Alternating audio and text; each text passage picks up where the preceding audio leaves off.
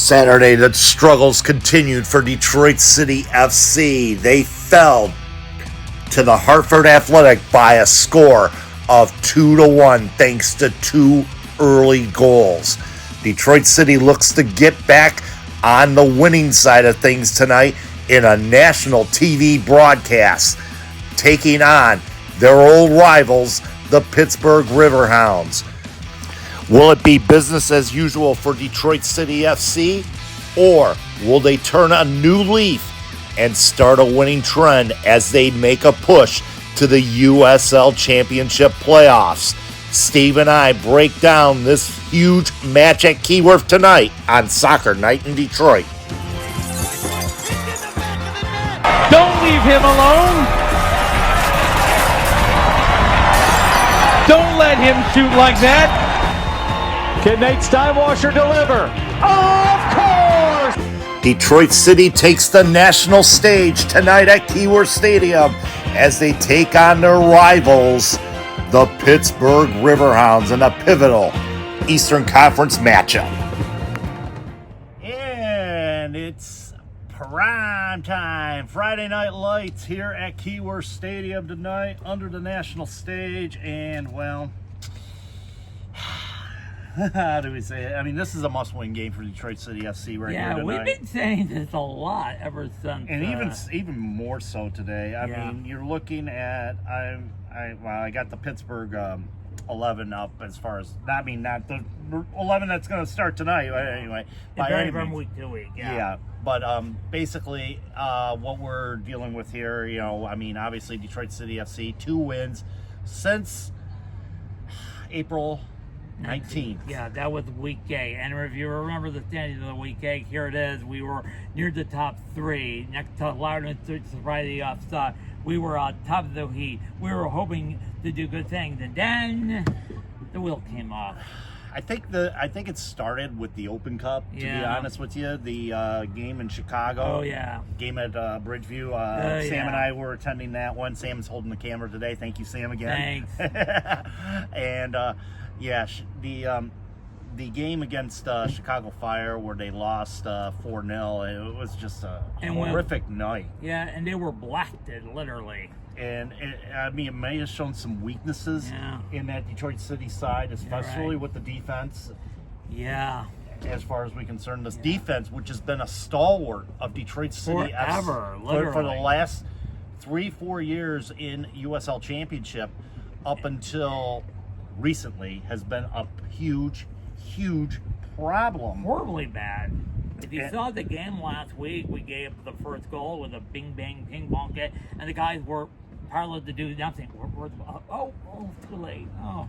Yeah, and it's not going to be easy against a side right now that's pretty much found their form as a little bit, and we're going to look into that a little bit in a few minutes too. The points that other teams around the Eastern Conference have gained since April 19th. But back at April 19th, we were sitting in third place behind, I believe it was Loudon. And Loudon was in the top of the heat, number 1. Let me see if I get Loudon was top of the heat, A number 1, behind Louisville and Detroit. We were tied for second.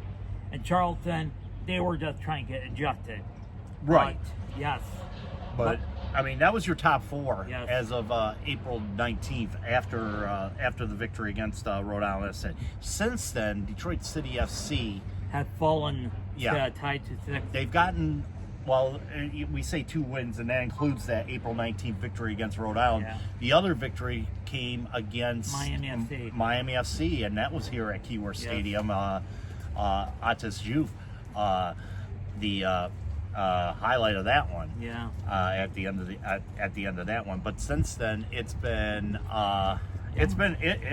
free fall for Detroit City FC. They've gone from tied for second to tied for 6. Yeah, and the form in the middle of being a road team. In the form as of late for Detroit City, lost last 5. Yes. Lost to Hartford Athletic. Lost to Oakland Roots. 2 bottom dwellers right now. Well, not so much. I think Tampa Bay's on the bottom now, but we'll look at the standings too. Right. But lost to Oakland Roots. Lost to Hartford. the 2-2 draw, which went in the penalties in the Jägermeister Cup, and they ended up winning that in penalty kicks. Let's see here, a 2-0 victory over Miami FC, and a loss to Loudoun 3-2, and that was after the last time these two teams met. Yes. What was it, 0.9 XG that night? The worst offensive performance. Yeah, they didn't do anything against Pittsburgh at Highmark Stadium. It was terrible. And then you look at that game, and then we'll go back to that. Let's go back to that game. In general, there, the 2-0 loss. That was on June 7th. Yes. And let's see. Let's look at the overall stats. It was 10-1. Detroit had most of the ball possession throughout the match. Yes. They were passing the ball well. They weren't getting into the final third as much. No. One goddamn shot. One freaking shot, like the guy from Major League. Yeah, one goddamn shot. I know I'm not supposed to say it, but there's not many people watching, so the hell with it. However, shout out to all those that have been following After Hours. The last 2 episodes, we featured Hannah Crum's interview and all that. Okay. Great views on that. 70 on the Saturday night one, and then another 40 views on that. Yeah. Thank you for watching that. I appreciate it. And thank you to Hannah Crum as well for joining us. She's fun to be with, and making sure she doesn't pop. It's a little early. It's a little early for that. I know. I'm sure if she comes, she'll be arriving late. She will be alive. But hey, all due respect to Hannah Crum, not batching you. You're a real wild interviewer, I must say. And like I said, thank you to those that watched the last 2 episodes of After Hours featuring that interview. That was a great interview they've been doing. We thank her again for joining us Saturday night as far as that goes. Going back to that game, one shot the entire time, and let's see. No big chances. Yeah. Nothing. And the only shot that they had was off target brother. Of that match, and it was it was frustrating to say the least. Let's go back to okay, I was looking at the head-to-head. Let's go back to a long time head-to-head, because not really. We won't go back to that. Let's go back though to the Hartford game. Which was last week. Better. They outpossessed Hartford Athletic, 68-32. 13-8. Shots were better. Yeah, right. 5 shots on target, 1 big chance, and all that stuff. But a lot of that came along after Hartford pretty much kicked us in the little, kicked us where the sun don't shine. Early on, 2 goals. Early and often. Yeah, early and often. Jimenez with the goal in the 6th minute to start things on, and then Mamadou Dieng in the 23rd minute. So, and then Detroit finally got the... what a nice assist from Darren Smith. Yeah, they got going with Atis Juf getting the goal. And you figured, okay, maybe they have some life. But Hartford shut us down, it seemed like. They parked the bus. Yeah, they parked the bus literally and figuratively on Saturday night. But it was, but overall, it was, there was some life there. But compared to that game in Pittsburgh, there was no life in that offense whatsoever. Yeah. And I'm going to go back one more game. Well, the Oakland game? I'm going to go back to that Oakland game. That was the dullest game ever, I must say. I said it last week, and I'll still stick with it. It was the dullest 2-0 victory I saw. There were 6 total shots in both teams.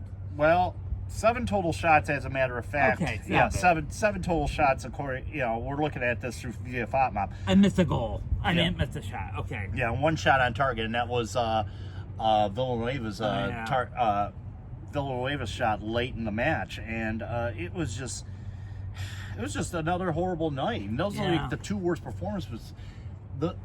I can't believe why we can't put the parallel to 2 of the worst performers of the entire league. 1 on the West, 1 on the East. And the game after, they lost, especially Hartford, who played Tampa Bay on Wednesday night, and Tampa Bay won it with a late goal in the 83rd minute.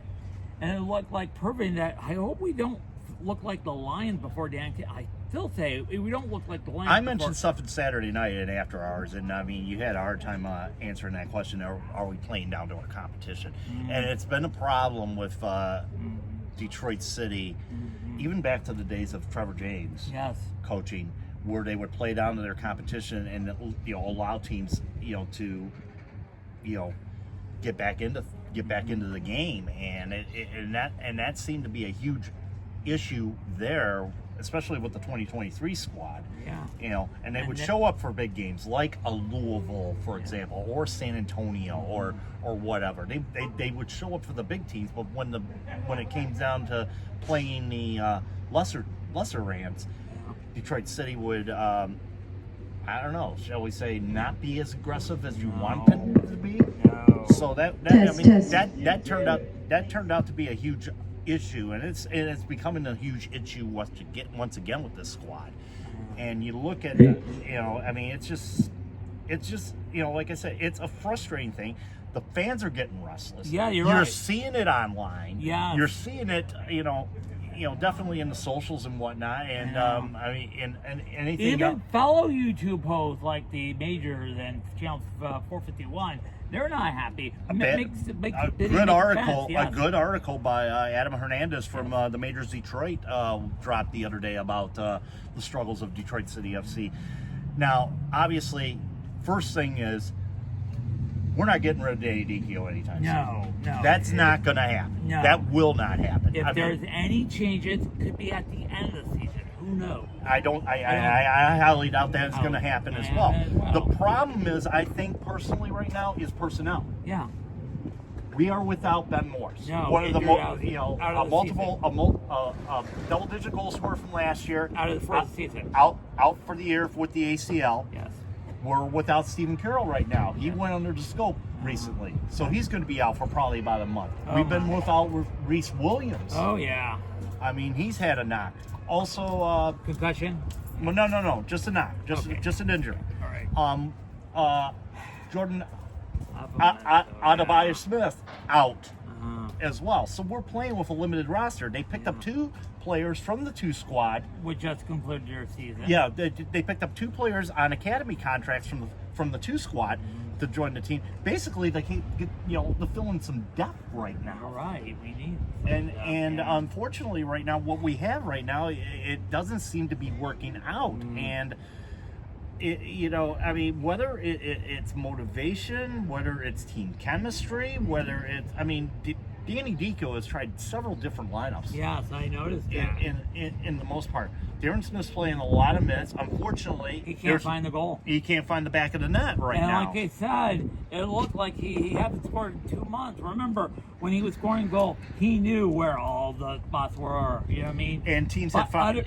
Teams found out. Teams had found out. They've looked at tape and where spots are, and they've been closing up the spots. Obviously. So they've been closing up the cheat codes for Darren Smith.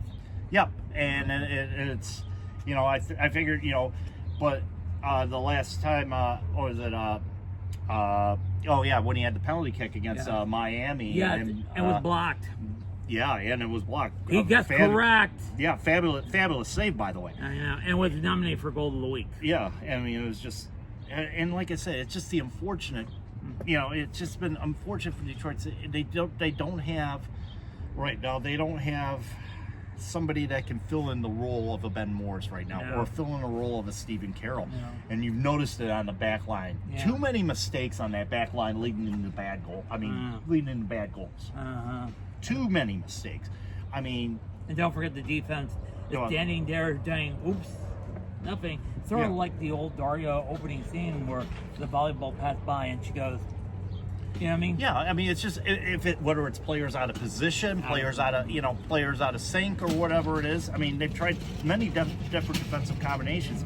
Obviously, not having Stephen Carroll back there is a huge loss because he's basically the quarterback of the line. Yeah, that's your emotional support, man. And then another thing too is, Nate Steinwasser. No, I don't think Nate Steinwasser pretty much controlled dictated the flow of the field. Yeah. Am I seeing that from Carlos Saldana? Am I seeing that from Carlos Herrera? Maybe not. Maybe. I mean, and here's the big question: if your two goalkeepers are not doing the job, or the third goalkeeper, can he start? Maybe. I don't know. Your emergency backup. The last time Tatenda Makruva started a game was against Santos Laguna. Oh, okay. That was the last time he was in the net for Detroit City. That was the friendly, last time he was in the Detroit City lineup Yeah. for a regular season match was in Lou City. Yeah. And he was the backup to Herrera that day. Uh-huh. And we know how that game turned out. So Tell me about it. that was not a pleasant game there. But I mean, looking at this game here tonight, obviously the season series right now is Detroit City 1, Pittsburgh 1. Detroit City won in a Jiggy Mixer Cup. That was the first group game.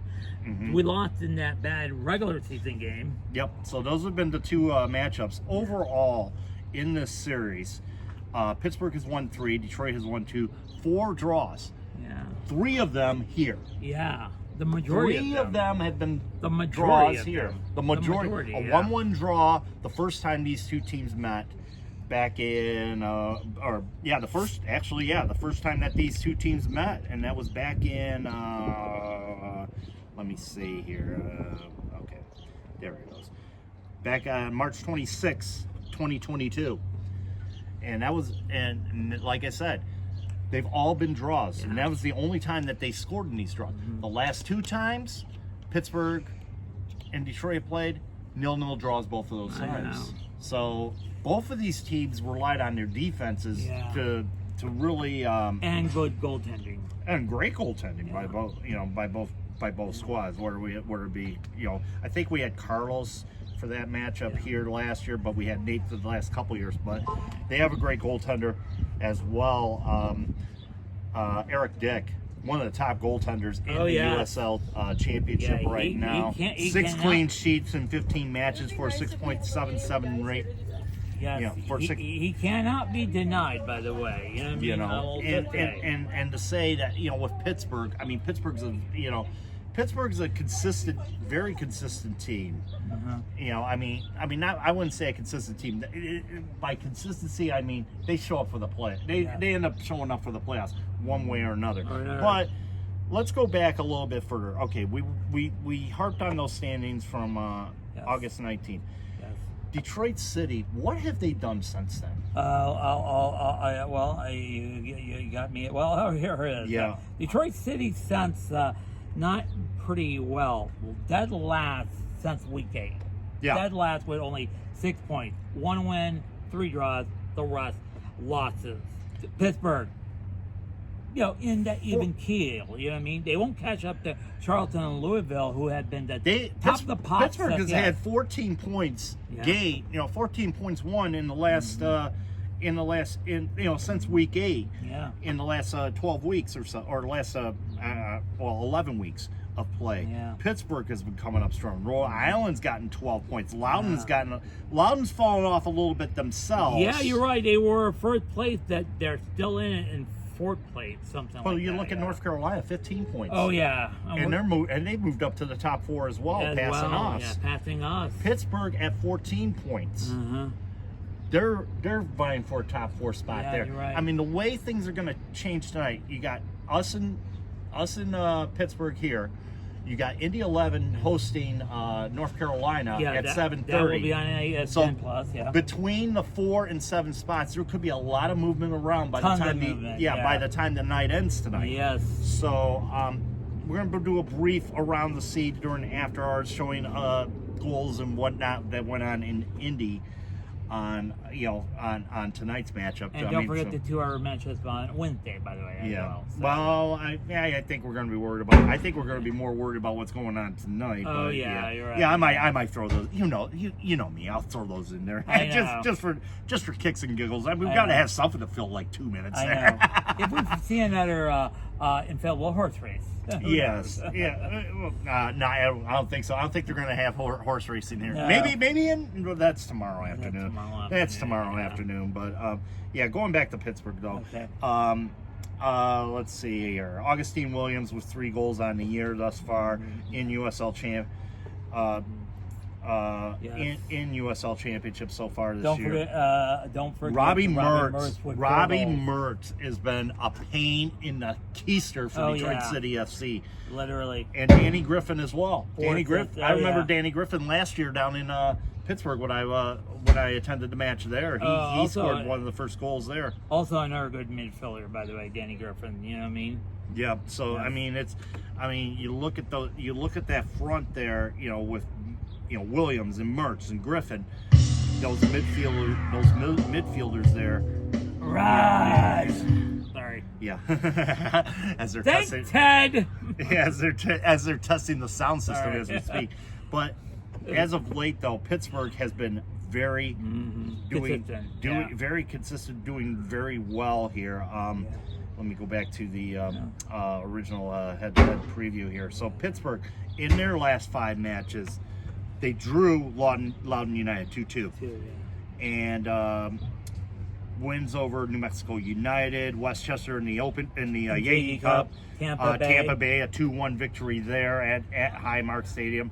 Their last 4 games have been at Highmark, and they've gone 3-1-0. Yeah. Their last loss occurred at Indianapolis against the Indy 11, a 1-0 loss there. So right now they're sitting at 6-3-6, and with 21 points on the year. They have the same amount of losses as Detroit City right now, but that 5-6. Yeah, but the one win being the main difference there. But Pittsburgh, we all know this. Yeah. Bob Lilly's going to bring a good team out there. Oh yeah. Regardless, I mean, he's one of the legends in USL Championship. He is, as far as coaching is concerned, and yeah, you're right. He's going to bring it there every night. And Pittsburgh, they've been the hot team. We've been the struggle team. It's got to, and you hear something's got to give along the way. Whether we stop them tonight, and that would be a huge 3 points if we actually finally get something against these guys here at Keyworth Stadium. On the road, it's been a different story. Oh yeah. I mean, we've been hammered. Yeah, especially the last time these two teams played. Last year when we played, we got. But the only glory that we had in Pittsburgh was Dominic Gasso's miracle in the playoffs. That's the only time that we've beaten Pittsburgh on the road. In Pittsburgh, but we have been beating them in league play. Yeah, and on the contrary, Pittsburgh hasn't had any success here at Keyworth Stadium. On the contrary. So it's 50-50 coin flip. Yes, it is a 50-50 coin flip as far as that's concerned there. So, I mean, it's really hard to predict. I mean, you want to be confident and say, hey, Detroit has, could steal this game tonight. But on the other hand, judging from the last last 3 months, especially the last 2 weeks, we're losing the bottom feeders. Oh my. Yeah, and according, you have a FOTMob one of the standings as we speak right now. So as we speak. Yeah. So the FOTMob standings show Detroit City in 6th place. Tied with India. Technically, they are in 7th place in the Eastern Conference. Of course, FOTMob goes by a different scenario as far as the tiebreaker. As far as tiebreakers, tiebreakers usually it's such an imbalanced schedule in the USL Championship as far as that goes. Yes, you play your rivals in the conference twice, but you're playing 8 other opponents from the West, so it's completely an unbalanced schedule. And one of the tiebreakers, how many points can you get from the West? Exactly, and that being a huge factor right there. And unfortunately for us, where we're sitting with Indy 11, and that draw that happened at Michael Carroll Stadium didn't help matters either. Didn't help matters much. Didn't help matters at all either. So, but somehow, some way, we got to make a prediction on this one. And grant you, whatever, 10 points behind. I know. I digress. Steve, how are you seeing it? We kind of discussed this before, and on Wednesday when we did the music, after we did the news and all talk. Yeah. How do you see it? Like I said, I'll take your advice. Unless they show something, I'm going to say a 1-1 draw. That would be the equal to the first game that these two teams played here at Keyworth Stadium back in March of 2022. I said, unless they show some fight to win the game, I highly doubt they'll get a win or a point. But I'll say a 1-1 draw. They gotta give me a reason to believe again. You have to believe. They gotta give me a reason to believe again. And right now, they're not doing much to make me believe. No. Right now. I mean, no. It's I don't know if the vibes are. They've got to get it together. They've got to get it together as a unit. You're right. Not so. I mean, it's not. I mean, not so much. I mean, I'd love to see Darren Smith score again. I'd love to see. I'd love to see a lineup in which Yamazaki and Jufa are on the pitch. Trying to bring that ball up front. And, or just trying to convince. I just want to see some type of consistency with this club. Me too. On the positive side, not this consistency of bad stuff that's been going on for the last 3 months. No. I want to see something positive out of this squad. I want to see a performance like they had against Miami. Yes. However, do I trust it? Not in the least bit. I'm going for draw as well, but I might, go with what it's been like for the last two. It's going to be one of those 0-0 draws where it's like midfielder passes back to the center, back to the right wing, back to the center, back to the keeper, back to the center. He's hold it. Back to the center back. Hold it. And we love that Simpson scene. Go look it up. Yeah, it just it might be a boring match, but I'm thinking goaltenders are going to step up, whether it be Herrera or Saldana in net. I think Saldana played last week in net. It might be Herrera this week. We shall see as far as that goes when the team news drops. But we'll do it before the game when the team news drops. Yeah, we'll see that. But other than that, I'm thinking to myself, like I said, probably a 0-0 draw at this one. I say 1-1. Yep. So, I mean, we're looking at draws here. Hopefully, I mean, we're being the supporter side of us are saying, let's get a win, let's beat these guys. We're being mournful today, considering the seriousness of the situation. Yeah. Oh yeah, absolutely. So I mean, we've been sad and angry mom for the last 3 months. Yeah. Fine. And you got to get these guys on our side, or else apathies will set in, and that's never a good thing there. Yeah. So if you're not here at Keyworth, where can you see this game tonight? It's a little bit different because it's in prime time, live 7 p.m. on ESPN2, nationwide, coast to coast. You'll see it on ESPN2. And if you're not near a TV or don't have cable TV, you can watch it on ESPN Plus. If you have an ESPN Plus subscription, you can see this match. It's prime time, and I bought some bubbly ginger ale. I'm not an alcoholic, but Fago ginger ale is not too bad. I'm a Verner's guy myself, so I mean, it's nice little refreshing thing, as far as that goes. But like I said, we'll be here for after hours, dissecting this whole thing. Hopefully, positive results here at Keyworth. Maybe a miracle. Who knows? No, I woun't count on maybe a miracle.